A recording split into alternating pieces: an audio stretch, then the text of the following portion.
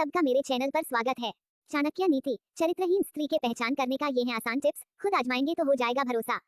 चाणक्य नीति for characterless woman. कहा जाता है कि स्त्री को पहचानना आसान नहीं है, इसलिए कहा जाता है कि औरत के दुनिया में। चाणक्य नीति। कहा जाता है कि स्त्री को पहचानना आसान नहीं है, इसलिए कहा जाता है कि औरत के दुनिया में कौन पहचाने, त्रिया चरित्रता देवो न जाने।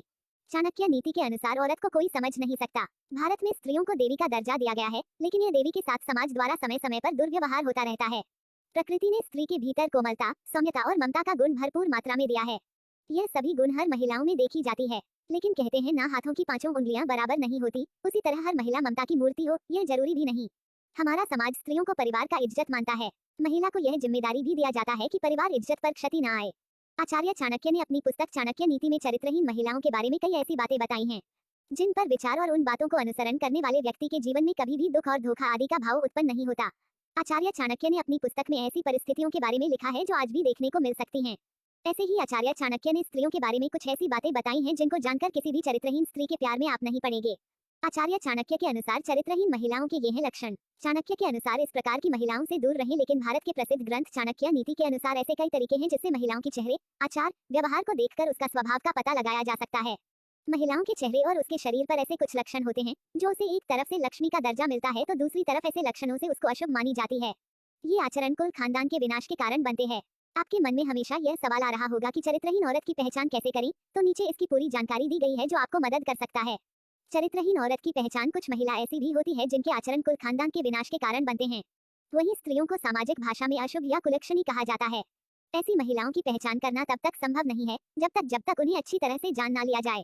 महिलाएं अपने परिवार की इज्जत को बचाने का काम करती है, अपनी नैतिक और सामाजिक आचरण को पवित्र रखती है। चाणक्य ने बताया है कि स्त्री जाति एक बहुत ही पूजनीय जाति होती है।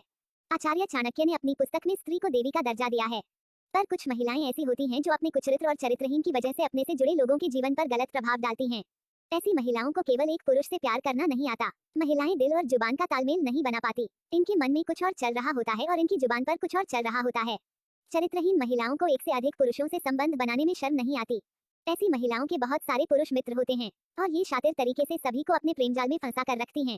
इन महिलाओं के दिल में कोई और इंसान होता है और संबंध ये किसी और पुरुष के साथ बना रही होती हैं।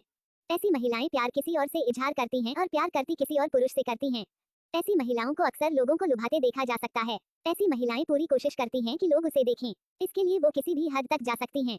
चरित्रहीन महिलाएं किसी एक पुरुष की नहीं होती हैं। उनका प्रेमी, उनका साथी उनकी जरूरत के हिसाब से बदलता रहता है। जिस महिला की पैर पिछला भाग अत्यधिक मोटा होता है, ऐसी महिलाएं घर के लिए अशुभ माना जाता है।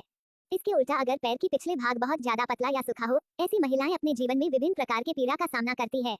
चाणक्य नीति के अनुसार चरित्रहीन औरत की पहचान के संकेत। चाणक्य नीति के अनुसार जो महिला जिसकी पैर की कनिष्ठा अंगुली क्या उसके साथ वाली उंगली धरती को स्पर्श ना करती हो और अंगूठी की साथ वाली उंगली अंगूठे से बहुत ज्यादा लंबी हो, ऐसी स्त्रियां हालात और परिस्थिति के अनुसार अपना चरित्र बदल लेती है। ऐसी महिलाएं सौभाग्य में बहुत क्रोधी होती है। उन पर नियंत्रण कर पाना बहुत कठिन होता है। इनकी चरित्र पर कभी भी विश्वास नहीं किया जा सकता। ललाट या माथा अधिक लंबा होता है, ऐसी महिलाओं अपनी देवर के लिए अशुभ होती है। जिन महिलाओं की पेट लंबा होता है अपने ससुर के लिए और जिनका कमर के नीचे का हिस्सा भारी होता है अपने पति के लिए अशुभ मानी जाती है। महिला के पेट अगर घड़ी की तरह होता है तो वह महिला पूरे जीवन में ताउम्र गरीबी और दरिद्रता से गुजरती है। महिलाओं के पेट अधिक लंबा या गद्देदार होती है, यह सब खराब किस्मत की निशानी होती है। बाल से भी पहचाने। जिन महिलाओं की होठों के ऊपर भाग में अधिक बाल होता है, कद बहुत लंबा होता है, ऐसी स्त्रियां अपने पति के लिए अशुभ मानी जाती है। जिन महिलाओं के कानों में अधिक मात्रा में बाल होती है, उनका आकार एक सा नहीं होता, ऐसी स्त्रियां घर में दुख वजह बनती है।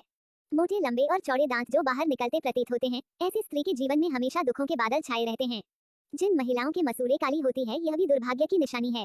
स्त्री के हथेली पर ऐसा कोई चिन्ह हो जो किसी मांसाहारी पक्षी या पशु जैसे कौवा, उल्लू, सांप, भेड़िया इनकी तरह दिखता हो, ऐसी महिलाएं दूसरों के दुखों का कारण बनती है।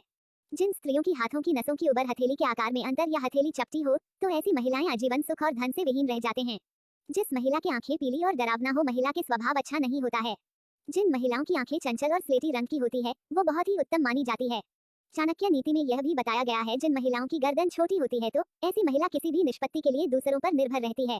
गर्दन की लंबाई 4 उंगलियों से ज्यादा होती है, वो महिला अपना ही वंश के विनाश के कारण बनती है। आशा करती हूँ कि आप सब समझ गए होंगे कि स्त्री क्या है। तो आप लाइक करें, चैनल को सब्सक्राइब करें, कमेंट बॉक्स में अपनी राय जरूर दें। धन्यवाद।